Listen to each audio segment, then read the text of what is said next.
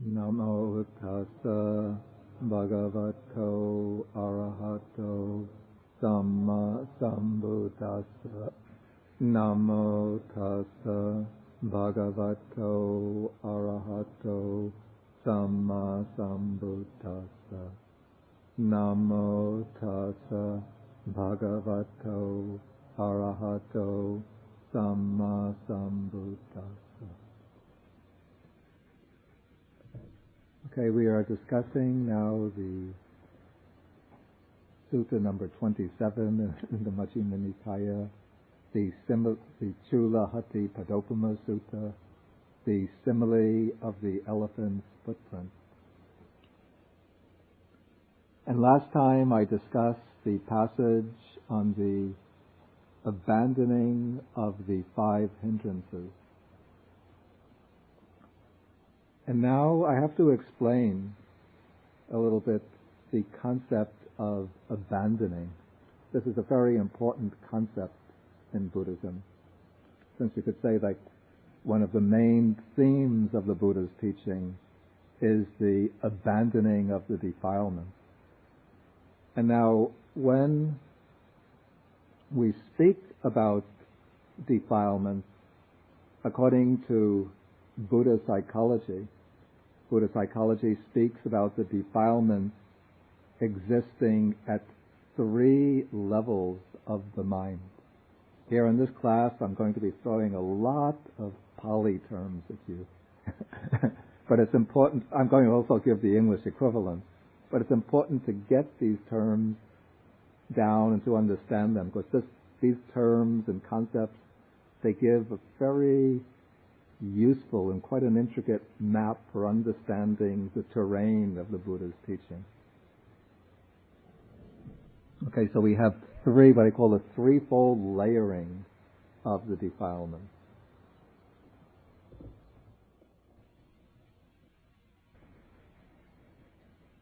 Okay, the coarsest level of defilement is called vitikama, which can be translated active expression. This is where a defilement actually motivates bodily, some kind of defiled bodily or verbal action.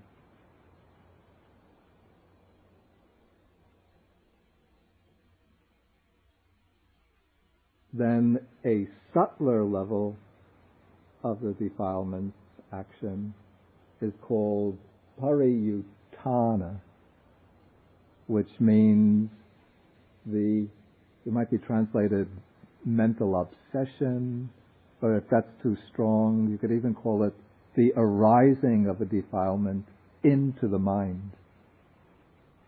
It's active, the stage where the defilement is active in the thought process, in one's mental thought process. And then the subtlest level of defilement is called anusaya, the anusaya level, the anusaya stage. The word anusaya is often translated latent tendency or sometimes underlying tendency. It comes from the stem is saya, which means lying, like lying down. Verb sati, to lie down.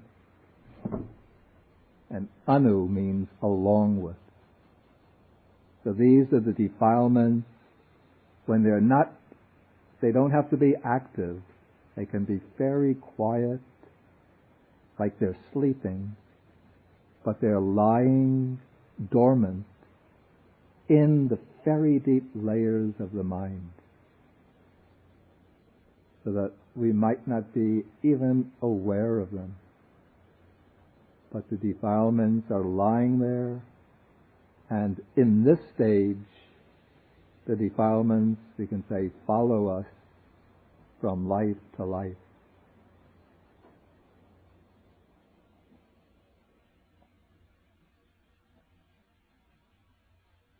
And now the different stages of the Buddhist training are intended to counteract and eradicate the defilements at these different levels. So to counteract the defilements in the stage of active expression, we have the training in virtue, which is undertaken by precepts and sense restraints.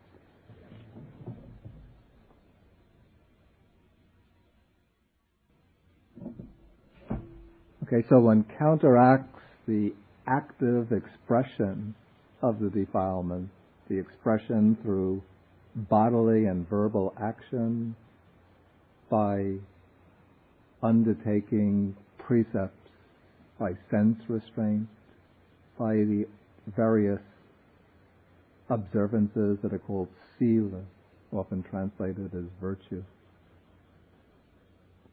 But even though one is observing precepts, restraining the senses, still the defilements can remain active in the mind. One is still thinking unwholesome thoughts. The mind is still obsessed by unwholesome emotions, troubled by, called the 5 hindrances, sensual desire, ill will, dullness and drowsiness, restlessness and worry and doubt. So to overcome the defilements in the stage of mental obsession or disturbing thought processes, one develops samadhi, that is concentration, in order to purify the mind, to achieve a pure, clear, focused, one-pointed mind. It's called samadhi. It's defined as Cūḷahatthipadopama, that is wholesome, one-pointed mind. And so that wholesome, one-pointed mind is a mind in which the defilements have been removed. But even though the defilements are removed in samadhi, they are not eradicated, not eliminated. To eliminate the defilements, one still needs to go to, even though the defilements have been removed at the surface level, but still they are still dwelling in the underlying depths of the mind, at the level of anusaya, the underlying tendencies, the latent tendencies. And so to eradicate the defilements at the level of the latent tendencies, then one needs wisdom, panya, or prajna. And it's only prajna which is able to penetrate into the very deep levels of the mind and to cut out the defilements right at their root level, right at that very stage where they are rooted in the very substratum of the mind.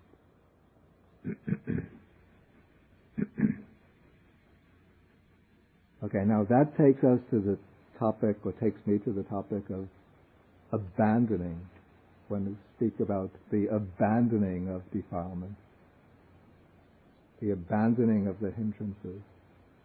Now, in the passage that we had on the abandoning of the 5 hindrances, there come periods when the meditator is using specific techniques to temporarily overcome one of the hindrances. And we have technical terms for this way of dealing with the specific hindrances.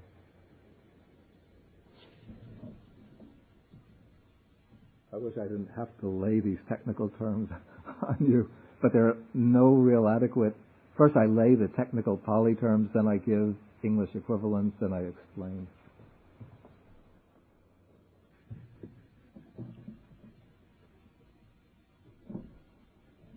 Okay, now the first was called tad anga bahana.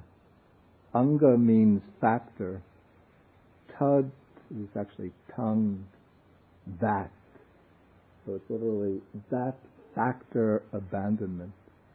So we could say it's specific factor abandonment. Or I call it factorial abandonment. What this means is that one uses one particular factor to overcome an unwholesome state to which it is directly opposed. So, for example, a meditator is having the problem with sensual desire, so he uses the meditation on the unattractive nature of the body to overcome sensual desire.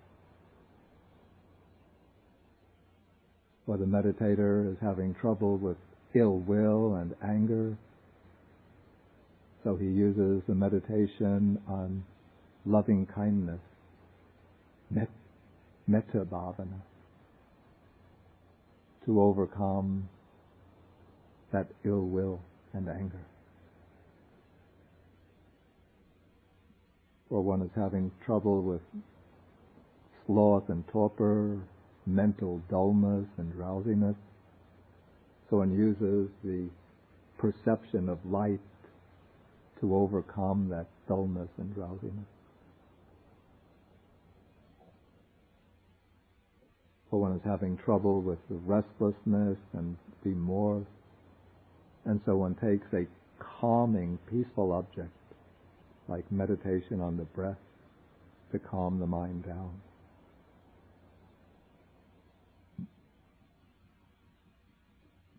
Or if one has skeptical doubt, then one uses a certain degree of reflection or analysis to overcome that doubt. And so one is using specific methods to eliminate specific troublesome, obstructive mental states.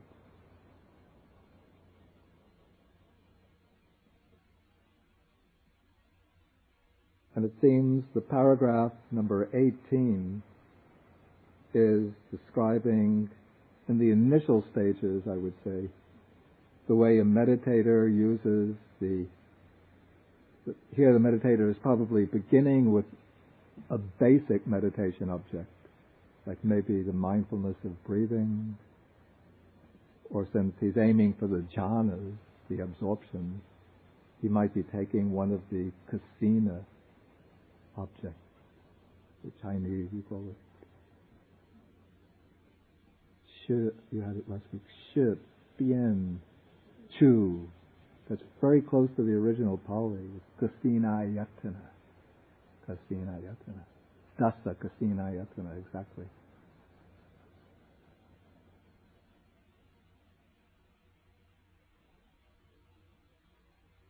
One of these colored discs, or discs representing the four elements. But then as one goes on meditating on the breath or on the kasina object, various obstructive mental states come, and then one has to use, from time to time, one has to use these special medicines to overcome those mental states. Like from time to meditate on the 32 parts of the body, from time to time meditate on loving kindness, and in that way gradually one builds up the strength of meditative development so that those mental hindrances get weakened and the mind can remain on its object more and more consistently, until at a certain point the meditator will overcome the 5 hindrances completely and become able to remain persistently, consistently focused on the object. And when this happens in terms of called the development of the object. The gross object will fall away, and then a subtle mental object appears to the mind. This is called this is really the proper object of concentration. It's not just the coarse object that one makes, the colored disc, but it's a mental replica of that disc. And it's not the actual breathing itself, but it's a very subtle object that appears based on the breath. This is called technically the nimitta, samadhi nimitta. There must be a Chinese equivalent for it. Do you know it? Sanjan. Yeah. Okay, and so now the hindrances are abandoned and the mind is focused upon this very subtle object. And this is called now Vikambana Bahana. So it's the first stage of Vikambana Bahana, the stage of suppression, abandonment. Now the hindrances subside. This is like, compared to like a pool of water growing someplace in the jungle, and the person, and the water, it's overgrown with different types of water plants. And the person wants to take a drink. He's going through the jungle and he wants to take a drink of water. And so he uses his hands to push the jungle plants away so he could get some clear water to scoop up and drink. The jungle plants will still grow when he removes his hands. And so this suppression by abandonment, it doesn't get rid of the defilements, but it keeps them away so that they're not able to obsess the mind.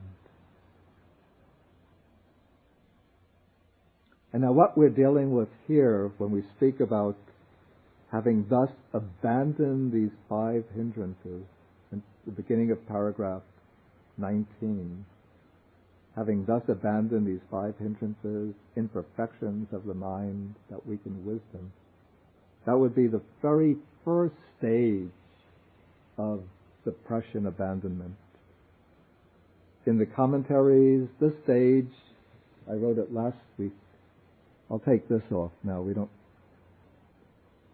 I'll keep that, but I'll write the term.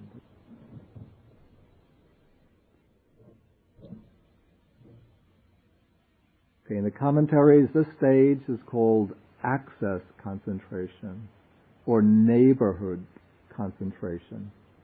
That is, we're now getting into the neighborhood. We're approaching full concentration. So we haven't quite gotten into it yet. Now the 5 hindrances have been suppressed. The mind is the proper object of concentration has appeared, and the mind is able to sustain its attention upon that object of concentration, to sustain it consistently over a period of time without having the attention interrupted by stray, distracting thoughts.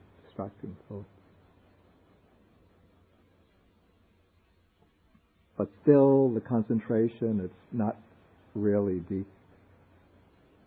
And now for some meditators, they would be able to use this access concentration, this is my opinion, as a basis for then shifting over and developing insight meditation. But in this sutta, the Buddha wants to show the most direct path going all the ways to arhatship, to the final goal. I was thinking of an analogy for the map of the path given in this sutta. I'm thinking, in the domain of meditation, there are many, many different routes that one could take, many different avenues and streets, many different roads, routes. But it's like if one were to have a close-up map of New Jersey, at a very close zoom-in focus, you would see like many little roads, many little streets, little towns, how to get from town A to town B using little roads, side streets, and so on. But if you take a map of the United States and then look at, or even the map of eastern, northeastern United States and look at New Jersey, all you see is Route 80, Route 287, you see Patterson, Newark, Jersey City, the Jersey Turnpike. You don't see Lafayette, you don't see Sparta, you don't see, probably you don't see Newton. Okay, so this is like that zoom out map of the path. You don't see all the intricate details, but just the main features. The most direct route, like Route 80 or Jersey Turnpike map of the path. And so now the Buddha is going to show the way the path goes through the jhanas, 1, 2, 3, 4, then through the direct knowledges to the fruit of arhatship. Okay, so now we come from the abandoning of the 5 hindrances into the first jhana. Okay, now there are these 4 stages of deep concentration. These are the stages of concentration which are called the jhanas.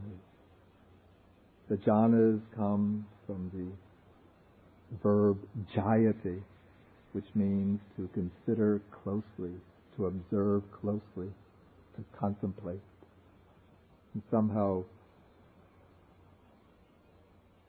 this noun jhana originally came to mean just observation or close consideration, and then it came to be used by the Buddha, also by some other Indian philosophical systems, to mean specific states of deep absorption, deep meditative absorption.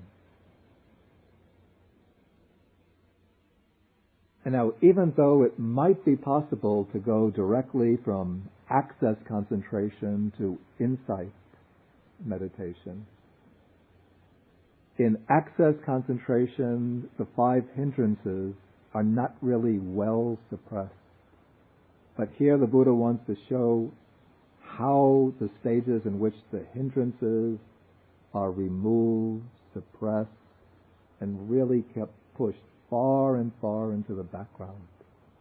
And he wishes to show also these particular states, because even though they're mundane, in the sense that they're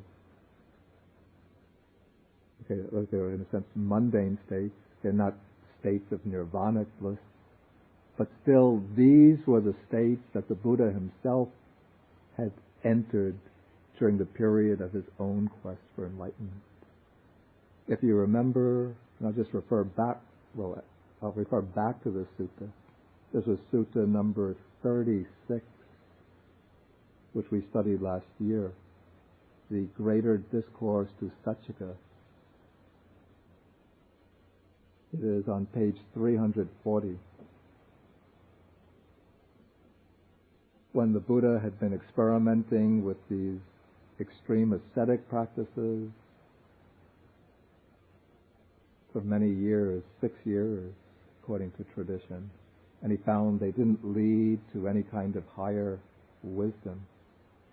Then he remembered an experience he had gone through as a child when his father was plowing the ground and he was sitting under a rose apple tree. Then just spontaneously, he was sitting there cross-legged. Spontaneously, he entered into a state of deep meditative absorption. And then he recalled this experience, and the thought occurred to him, could this be the path to enlightenment? And then he was at first hesitant experiment with that experience because that experience was pleasant.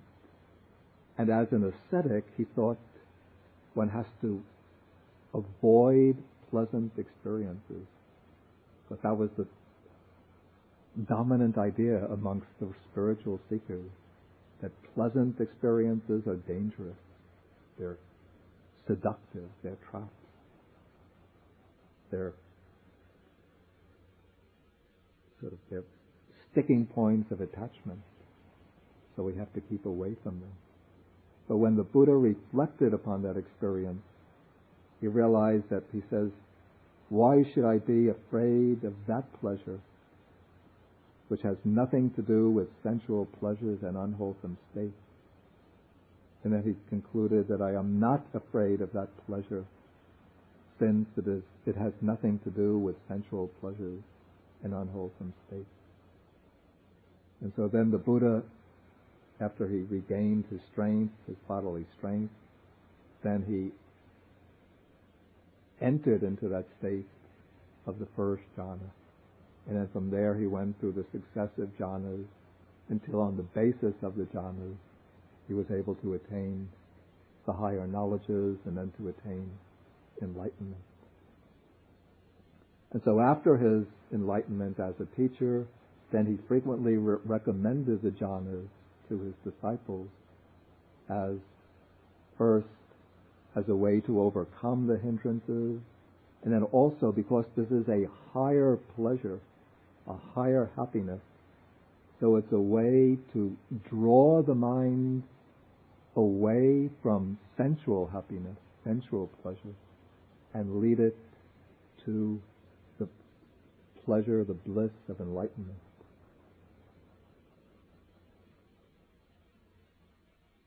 Like sometimes people think that one has to avoid any kind of bliss of samadhi, since any kind of bliss is dangerous.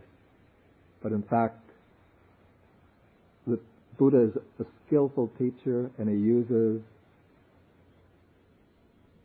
the higher pleasures, the higher type of happiness, as a means, because the mind is always seeking happiness, that's natural.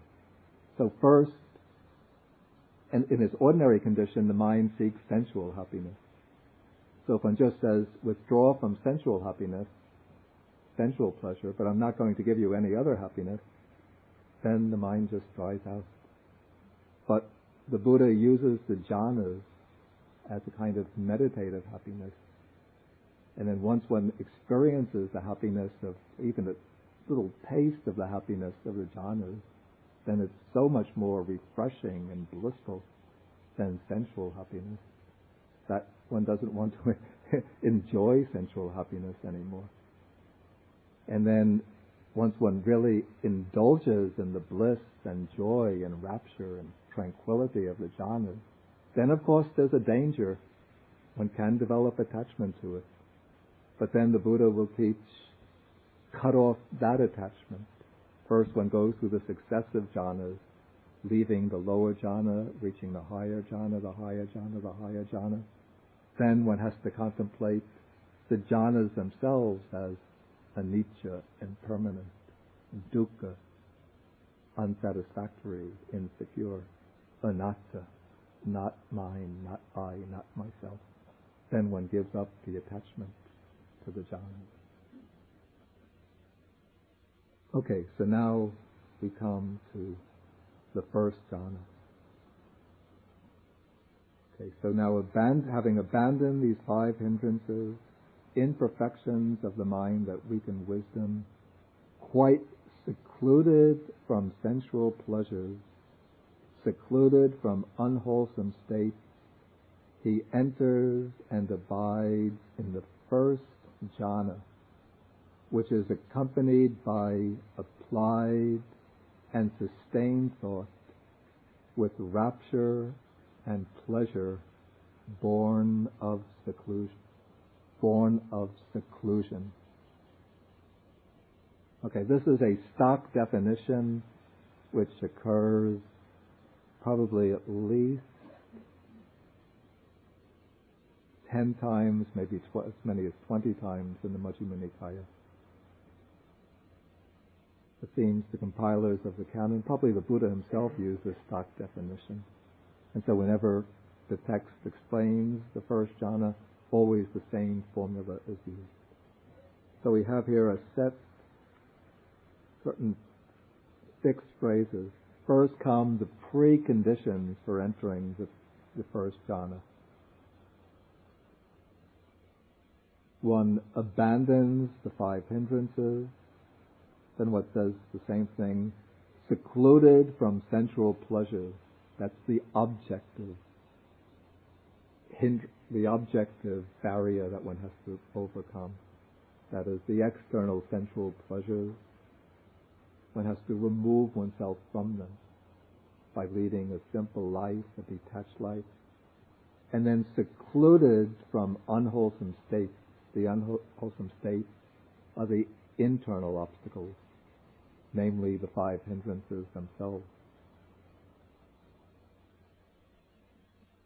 Then one enters and abides in the first jhana, which is accompanied by, here we have 2 separate mental factors, which are very similar, but still there are some differences.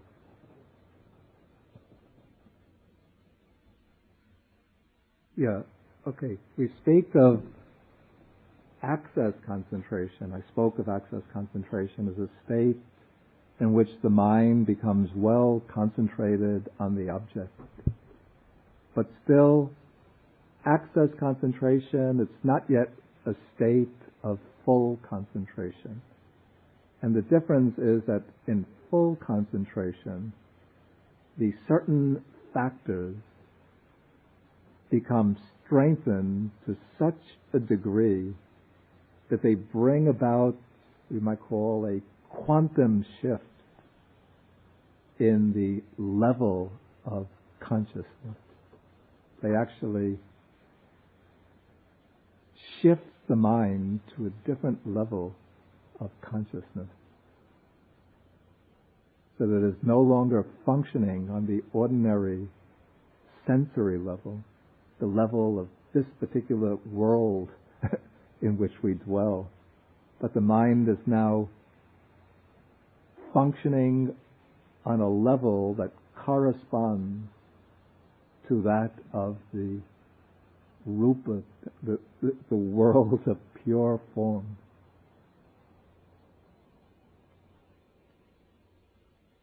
And what brings about that shift is the strengthening of certain factors, 5 factors, which are called the jhana factors, the factors of the jhana.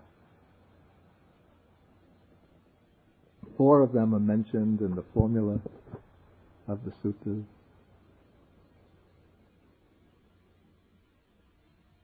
Okay, the first of these, which is translated here, is applied thought. And the use of the word thought is very unsatisfactory, because the word thought implies that we're thinking about this, thinking about that.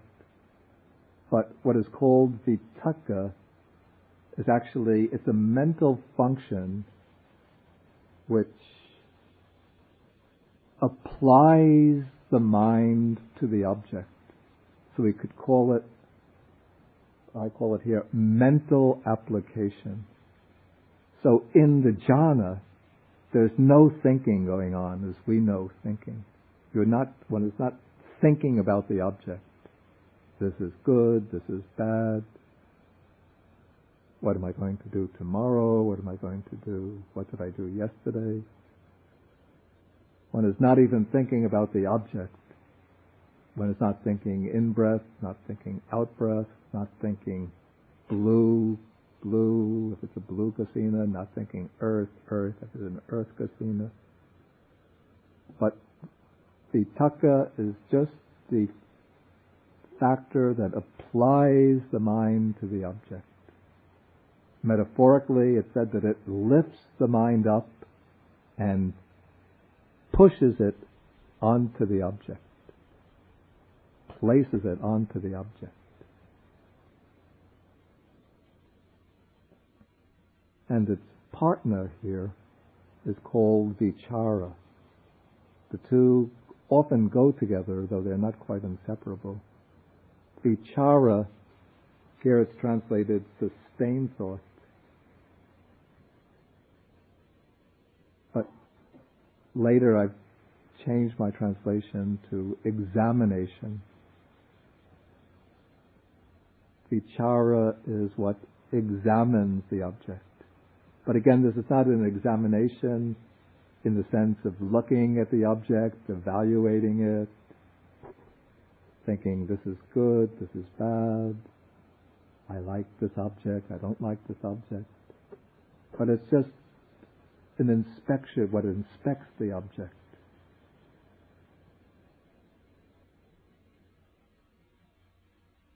And so for attaining the first jhana, vitakka, what's called applied thought and sustained thought, are very active factors. And as the mind, as they work together, vitakka is applying the mind to the object, vichara, sustaining the mind on the object, examining the object, then the mind becomes one-pointedly fixed on the object. That is this fifth factor. That's the factor of concentration itself.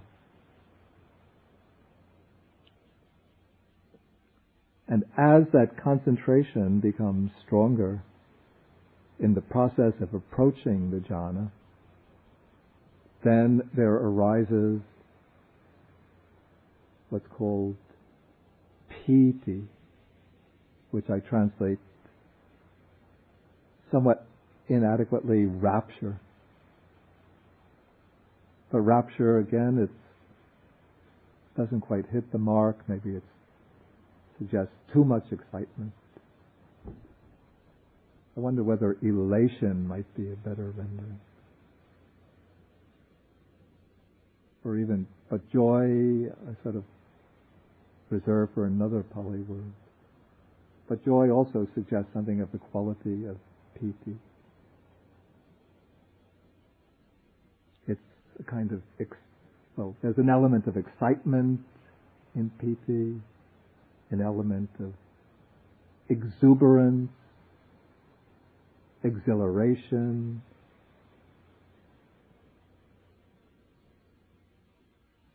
gladness, delight.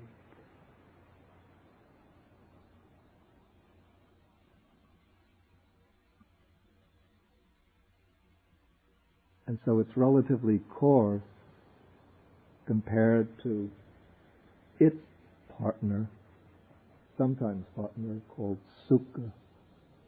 Sukha is the feeling of pleasure that accompanies the jhana. Feeling of happiness, but it's actually more a feeling of pleasure.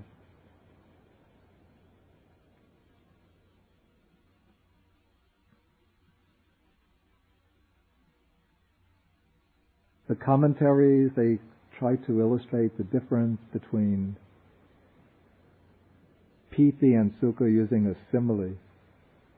The simile is that of a man who is wandering through the desert for a long time. He's quite hot, thirsty.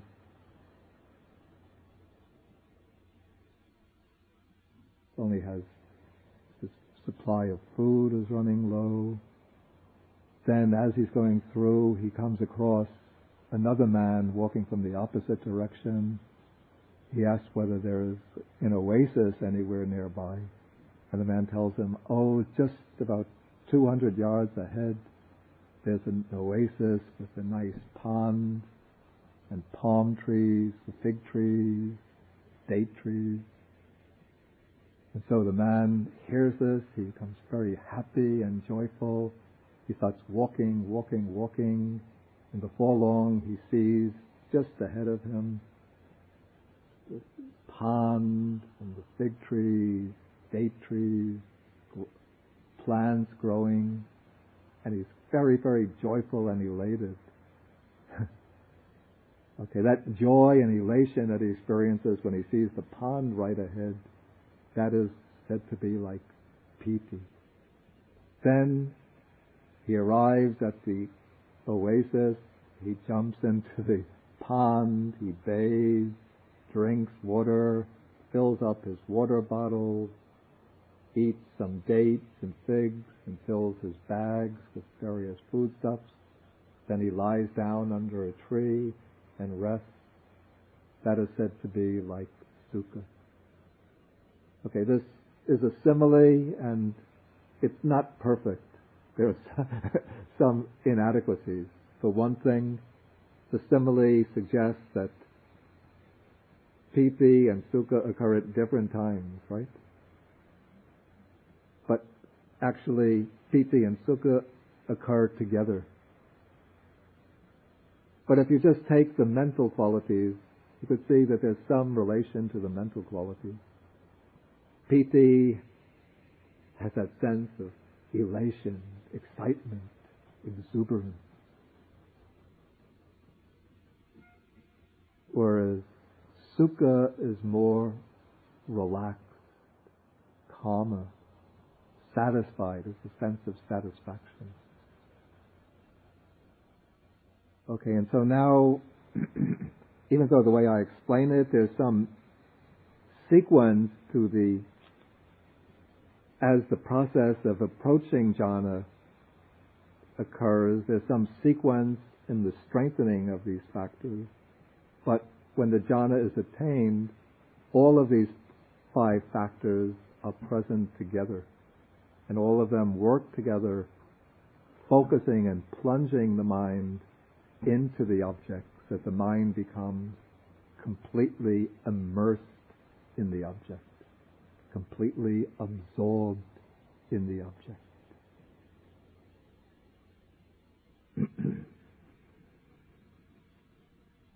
And if you remember now, coming into the sutta, back to the sutta, we're following through the simile of the elephant's footprint. And the Buddha was trying to explain how the elephant's footprint is truly followed through correctly, in detail.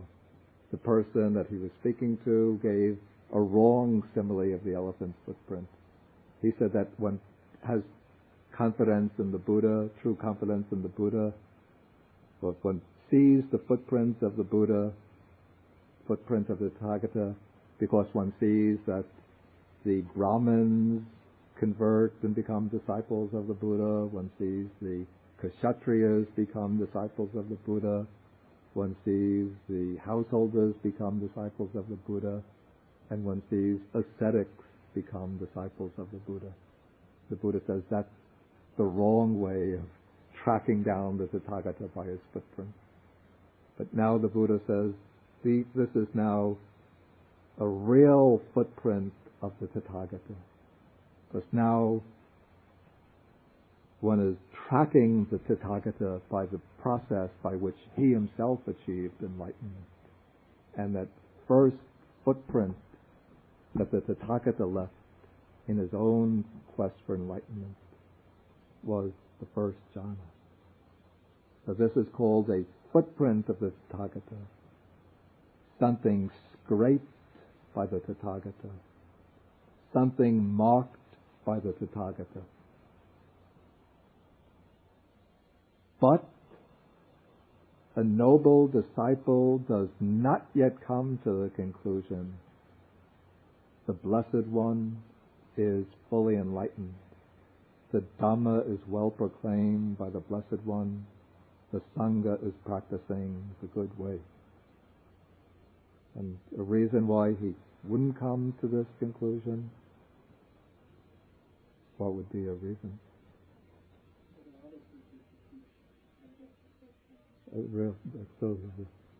Because the jhanas are teaching not unique to the Buddha's dispensation, to Buddhism. So other teachers could also teach the way to the jhanas. Maybe not as clearly and precisely as the Buddha, but there will be teachers outside who also teach the jhanas. And so one could be following the instructions of another teacher and reach the first jhana, and still not, that would not be evidence that the Buddha is fully enlightened.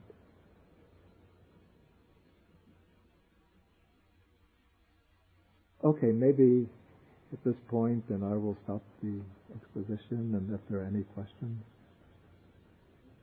Yeah. I have to say now, if you have all of these notes and you master these notes, you go to any temple in Sri Lanka and you bring up questions on these points, and the monks will say, wow, where does this person learn? This is stuff you don't get in any elementary textbook on Buddhism.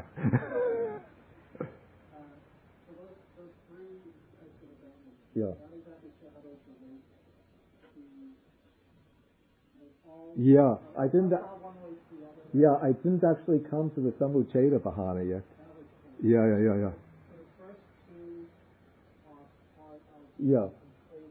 Yeah. The first two, now I've explained, factorial abandonment is the way the meditator in the initial stages is using specific remedies to deal with specific hindrances. Then, once he's able to overcome these specific hindrances and then using the main meditation object to get into first access concentration, then into the jhanas, that will be suppression abandonment. Yeah. Especially into the jhanas. Then using wisdom to eradicate the hindrances.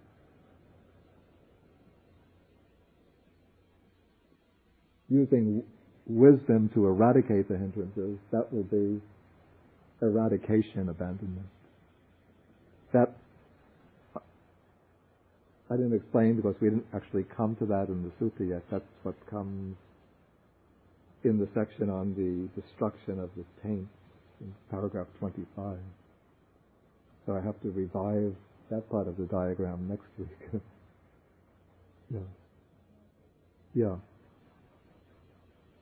Yeah. Okay, the word samadhi has a wider range than jhana. Samadhi, let's say jhana is the most eminent, is a very eminent type of samadhi.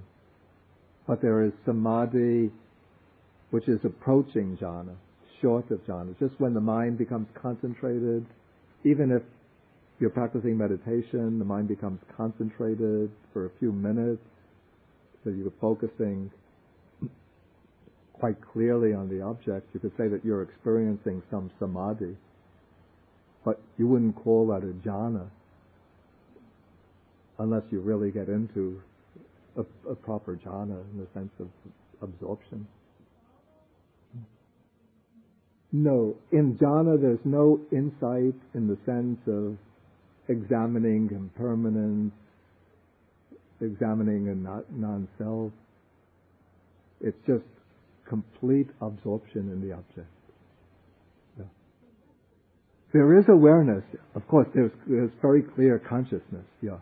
Extremely clear consciousness. Yeah.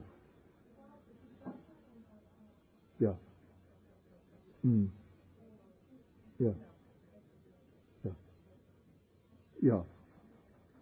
Yeah. The difference between vitaka and vichara.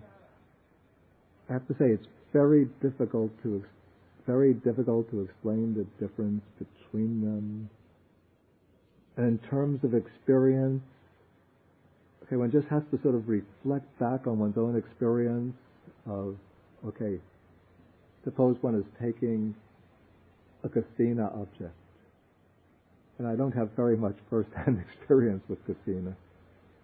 But just suppose, okay, a blue kasina, and one has the initial object, the blue disc. Vitaka will be that particular factor by which one is, again, one has to use these metaphorical words, lifting the mind, applying the mind again and again, over and over, onto the object. applying the mind to that object. Blue disc, blue disc, blue disc, blue disc. Vichara, if you just reflect sort of through a subtle shift in one's introspection, vichara is what is examining the blue disc, or looking at the blue, the eye is looking at it. Just examining the blueness of the blue disc, exploring vichara, turning the blue disc over and over in the mind. Yeah.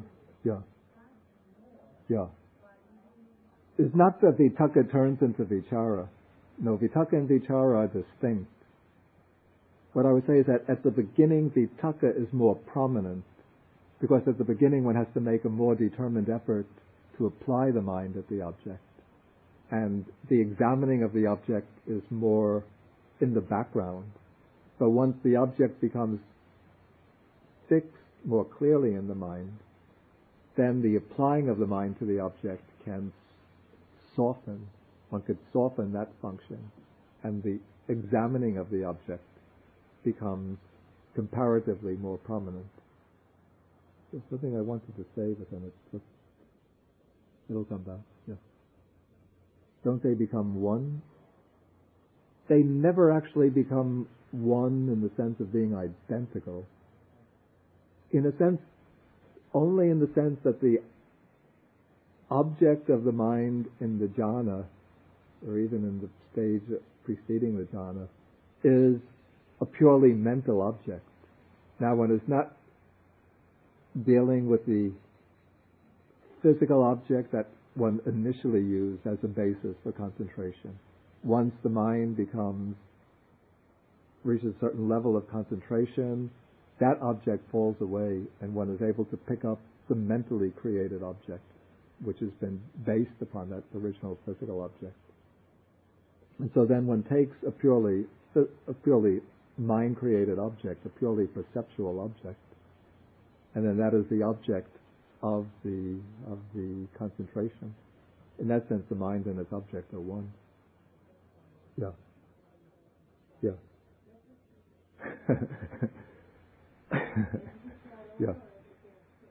I say it differs from person to person, but one does have to make effort. If one doesn't make effort, then one will slide away from the access concentration. But it's not a thing where you could really deliberately push yourself from access into the first jhana just by straining and struggling.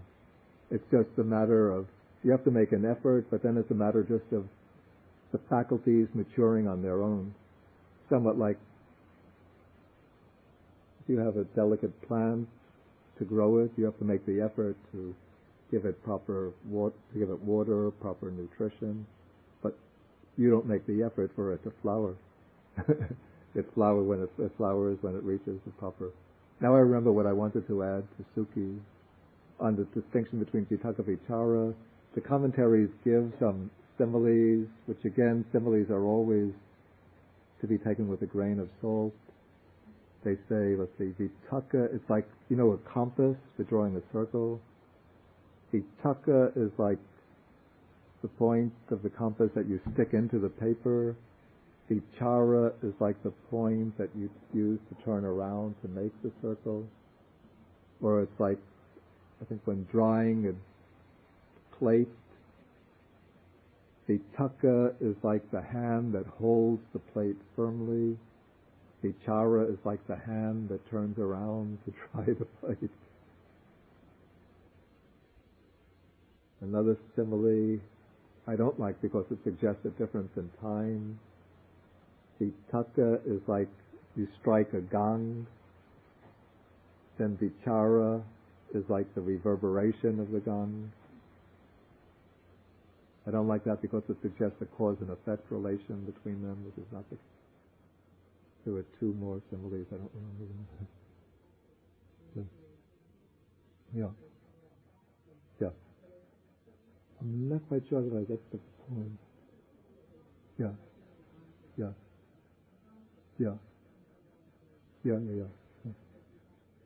Yeah. Yeah. Okay, where the concentration is on the object and doesn't disconnect, I'd say that's more characteristic of access concentration, not yet the jhana. Yeah, yeah. I say it's in that point where the concentration is on the object and doesn't disconnect, that's where the jhana factors are now starting to build up strength. But it's not yet the point where they're in the jhana.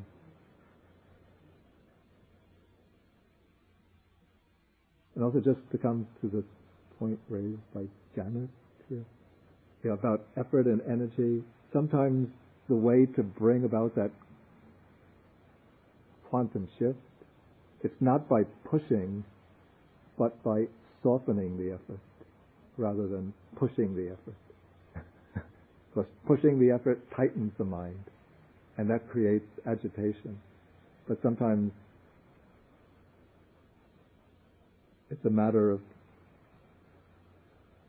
the mindfulness has to be there, but instead of pushing, then just keeping the observation, but softening and loosening the grip, seeming to loosen the grip on the object.